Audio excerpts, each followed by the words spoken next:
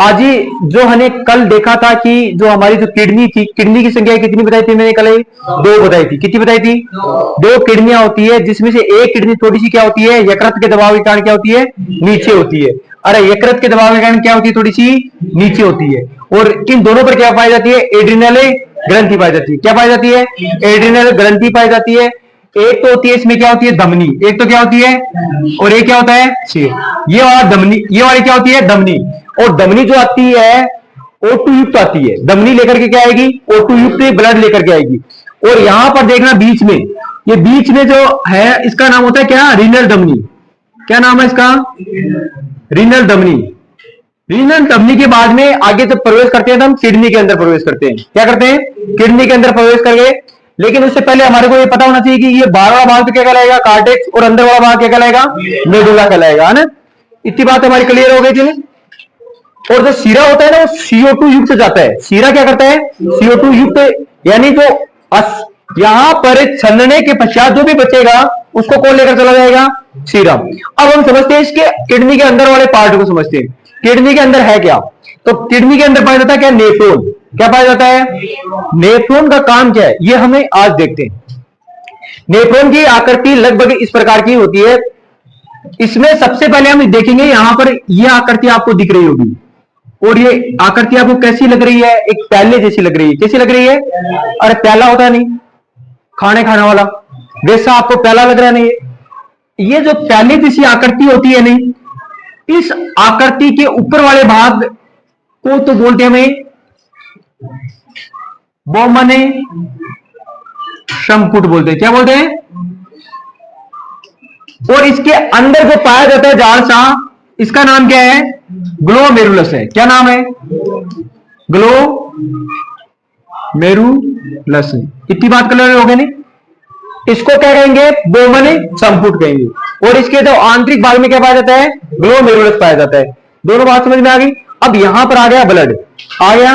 अब यहां से ब्लड क्या होगा, छनेगा। जैसे चलनी होती है ना, उसमें से आटा छानते हैं, वैसे के वैसे ही यहां पर ब्लड क्या होगा, छनेगा, पूरा छनेगा। छनने के पश्चात में जो अवशिष्ट जो पदार्थ होंगे वो यहां पर इसी समीपस्थ कुंडलित नलिका से होते हुए आगे जाएंगे। समीपस्थ कुंडलित नलिका से होते क्या जाएंगे, आगे। ठीक है ना। यहां पर देखो, इस समीपस्थ कुंडलित नलिका में क्या होगा, इसमें पाया क्या क्या जाता है, एक तो आपके पास यूरिया हो गया, यूरिक एसिड हो गया, यूरिया हो गया, यूरिक एसिड हो गया, ग्लूकोज हो गया, लवण हो गया, और जल हो गया। अब इस समीपस्थ कुंडलित नलिका में हम जाएंगे ना, तो यहां से जो काम की चीज है उसका वापस क्या कर लेगा, ये पुनरावशोषण कर लेगा।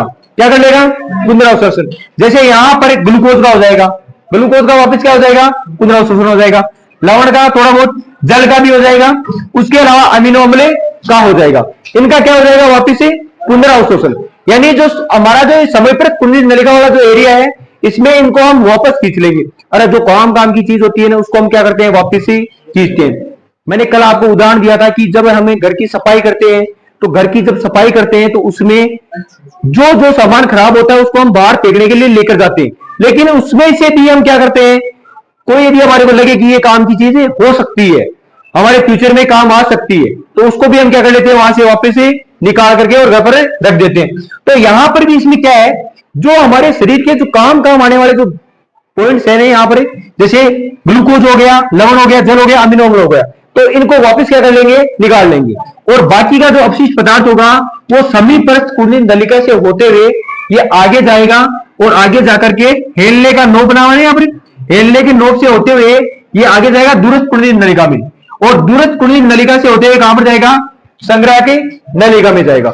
अब यहां पर आपको एक छोटी सी बात याद रखनी है कि जो हमारा जो यूरिन होता है उसमें पानी कितना पाया जाता है, 95% पाया जाता है। लगभग कितना परसेंट पाया जाता है, 95% के लगभग पाया जाता है। इतना पाया जाता है मेरे, उसमें यूरिन कितना पाया जाता है, यूरिया कितना परसेंट पाया जाता है। तो मूत्र की जो मात्रा होती है उसका जो नियमन करने का जो काम करता है, उस हार्मोन का क्या नाम है,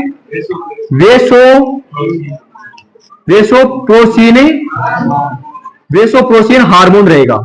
इसका नाम क्या है, वेसोप्रोसिन, और इसे हम कहते हैं एडीएच हार्मोन भी। क्या नाम है इसका, एडीएच, यानी एडिनोसिन ड्राई फास्फेट। एडिनोसिन क्या है इसका, एंटी डायूरेटिक हार्मोन है, सॉरी एंटी डाईयूरेटिक हार्मोन है।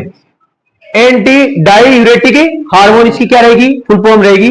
ये काम क्या करता है, जो वेसोप्रेसिन जो हार्मोन होता है वो मूत्र जो बनने की जो मात्रा होता है उसका क्या करता है, ये नियमन करता है। अरे क्या करेगा, ये मूत्र की जो मात्रा बनती है उसका क्या करता है, ये नियमन करता है। और यदि इसकी कमी हो गई, कौन से हार्मोन की, वेसोप्रेसिन हार्मोन की यदि कमी हो गई तो हमारे जो यूरिन में जल की मात्रा क्या हो जाएगी, ज्यादा हो जाएगी। जल की मात्रा क्या हो जाएगी, ज्यादा हो जाएगी। और उस वजह से उसे हम कहेंगे डाईयूरेसिस। क्या कहेंगे, डाईयूरेसिस कहेंगे, डाईयूरेसिस कहेंगे।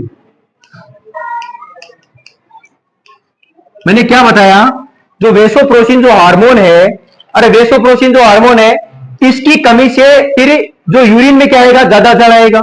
और ज्यादा जल आने की वजह से उसे हम क्या कहेंगे, डाईयूरेसिस कहेंगे। और इस एडीएच की फुल फॉर्म याद रहेगी, एंटी डाईयूरेसिक हार्मोन। क्या रही, एंटी डाईयूरेसिक हार्मोन रही, ठीक है ना।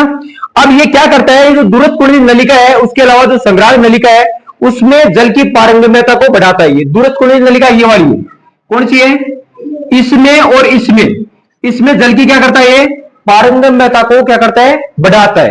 कौन है, वेसोप्रेसिन हार्मोन। समझ में आई। अब हमारे को एक बात ये भी याद रखनी है, जो किडनी के अंदर क्या पाया जाता है, नेफ्रॉन। और नेफ्रॉन को हम ये भी कह सकते हैं कि ये इसकी क्या है, संरचनात्मक है, क्रियात्मक इकाई है। क्या है, संरचनात्मक और क्रियात्मक इकाई है। और यहां से संग्राहक नलिका से होते हुए ये किस में जुड़ता है, मूत्र वाहिनी में जुड़ गया ना। और मूत्र वाहिनी में कौन सी गति से आता है, कर्माकुंचनी। कौन सी गति है, कर्माकुंचनी गति से होते हुए कहां पर आ जाता है, मूत्राशय में आ गया ना यहां पर। और यहां से हम इसको जो अपशिष्ट जो पदार्थ हैं उसको क्या कर देंगे, बाहर त्याग देंगे, ठीक है ना। इतनी बात समझ में आई। अब इसकी क्षमता मैंने आपको कल बताई थी, कितनी थी, 500 ml के लगभग थी। कितनी थी, 500 ml के लगभग थी। इतनी थी नहीं, आधा यानी आधा लीटर के लगभग हमें इसमें क्या कर सकते हैं, यूरिन को स्टोर कर सकते हैं। इतनी इसकी क्या है, क्षमता है। ये इतनी बात क्लियर हो गए। अब ये हेलने का लोग समझ में आया आपके क्या होता है। उसके अलावा जो धमनी, यहां से क्या आएगा, ब्लड आएगा। ब्लड जो आएगा वो यहां पर ही ध्यान रखना, ब्लड जब शुद्ध होता है तो वो होता है ऑक्सीजन के माध्यम से। और वो कहां पर होता है, फेफड़ों में होता है। कहां पर होता है, फेफड़ों के अंदर शुद्ध होता है। यहां पर ब्लड की क्या होती है, ब्लड यहां पर छनता है। क्या होता है, ब्लड यहां पर छनेगा। लेकिन जब हम श्वसन की क्रिया करते हैं जब फेफड़ों के अंदर, तो वहां पर ब्लड शुद्ध होता है। वहां पर ब्लड को क्या मिलती है, O2 मिलती है। क्या मिलती है, O2। और यहां पर ब्लड यहां से छन करके और CO2 की जो मात्रा होती है उसको लेकर के जाता है। यानी धमनी से O2 लेकर के आएगा और शिरा से लेकर के जाएगा क्या, CO2, है ना। जो लेकर के जाएगा इसको किसके माध्यम से बाहर निकालेगा, CO2 को फेफड़ों के माध्यम से कुपिका के अंदर जाएगी। कुपिका क्या करेगी, फेफड़ों के माध्यम से हमें वापिस इसको शरीर से बाहर निकाल देंगे। तो ये उत्सर्जन अंग आपके इसमें समझ में आया ना। अब इसमें कोई चीज रही है तो बताओ आप ही, क्या रही है, अरे कुछ रहा तो बताओ एक बार, कोई बिंदु रहा है क्या हमारा इसमें। यदि आप परिभाषा देना चाहो, क्या रहा है, ये वाला, यानी किडनी जो है ये मूत्र वाहिनी को जोड़ती है। ये वाला किडनी जो है वो किसको जोड़ती है, अरे किडनी से तो जुड़ती है ना मूत्र वाहिनी, ये तो ठीक है। इसके बारे में एक बात देख लेना, परिभाषा क्या लिखनी है। जैसे यदि मूत्र वाहिनी के बारे में लिखना हो तो किडनी से मूत्राशय को जोड़ती है और कर्माकुचन की इसमें क्या होती है, गति होती है। इतनी बात देख लेना।